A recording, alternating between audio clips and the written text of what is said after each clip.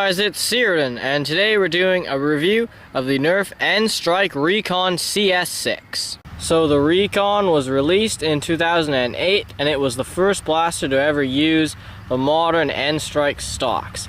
And it was a clip system blaster. As you can see, there's a 6 clip down there, and it used, of course, the typical Screamline darts, which were clip compatible. So the Recon, as you can see, has got quite a bit of attachments going on, but you can remove them to make a much smaller blaster.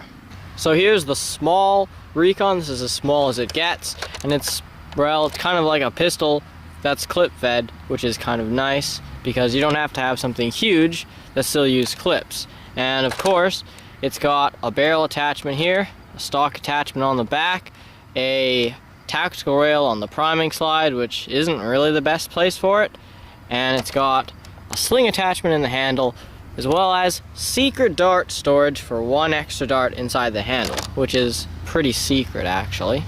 So the Recon does come with some other attachments, as you saw earlier. First up, we've got this, which is the Recon sight, and it's foldable. As you can see here, you can fold it. You can also adjust this orange thing, which is I guess what you're supposed to look through, because once you've got it folded, you can kind of see through it. It's not the most helpful sight, and you can also easily launch the sight off, which is going to happen a lot if you're using it in a heated kind of battle. So they're not the best sight.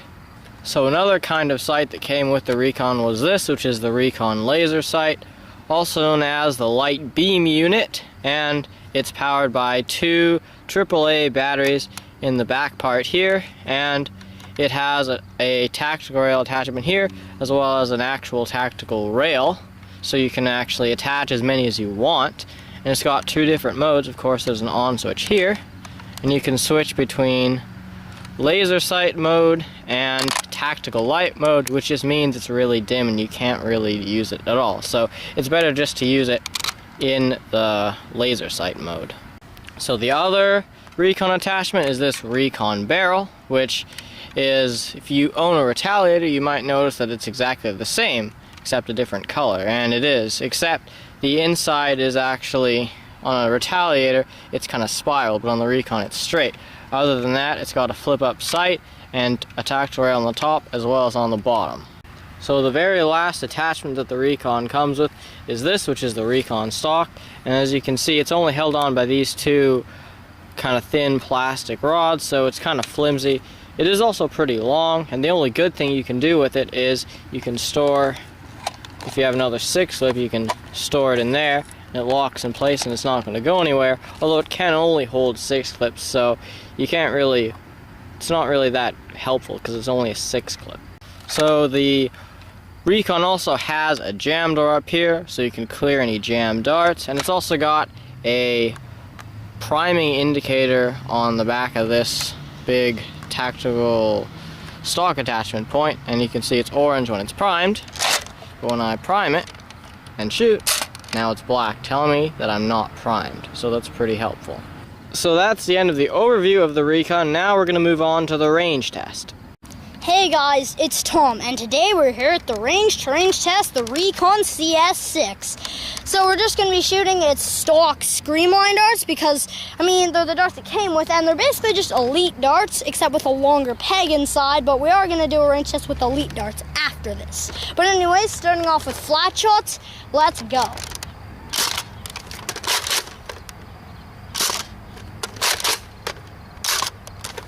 The problem with the Recon is it does tend to jam quite often. Okay, now angled shots. Another jam.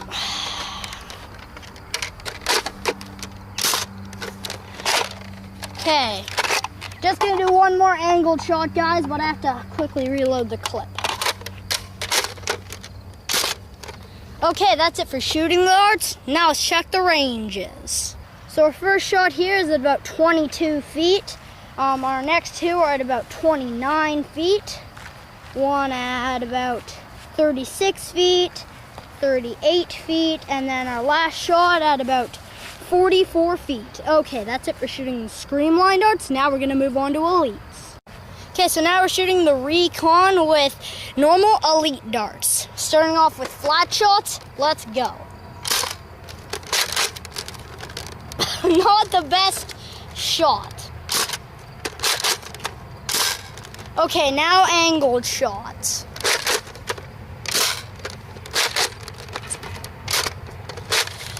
A jam.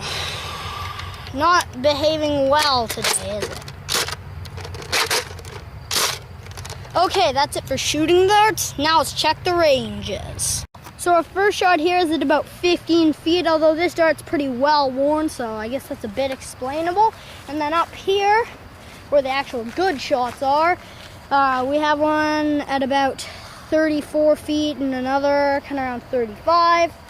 One at 38. 48 for one, and our last one at 51 feet. Okay, that's it for our range test. Now on to the conclusion. So the Recon gets okay performance for an end strike blaster. I mean, they were advertising about 35 feet and they got pretty close to that with the stock Screamline darts. With elites it did a little bit better, but not really that close to elite standard at all because it is a reverse plunger blaster and so it just has less power. So the Recon has quite a few color schemes. Of course, it's got the yellow one here. There is a clear version, a sonic version, and a red strike version, and I'm pretty sure there's a gear up version as well. So basically every color scheme. So should you pick a Recon up? Well, it's hard to say because the Recon doesn't really get very good performance. I mean, I don't think it's a really bad blaster, but in nowadays time of like really good ranges such as like the Retaliator, which is basically the same thing, there's just not really any point to getting a Recon unless you really like the attachments, because then you could just put those on a Retaliator and then have basically an upgraded Recon. So overall you're better off to just get a Retaliator. So yeah, that's the end of our review of the Nerf End Strike Recon CS-6. Thank you guys so much for watching. Please like and subscribe.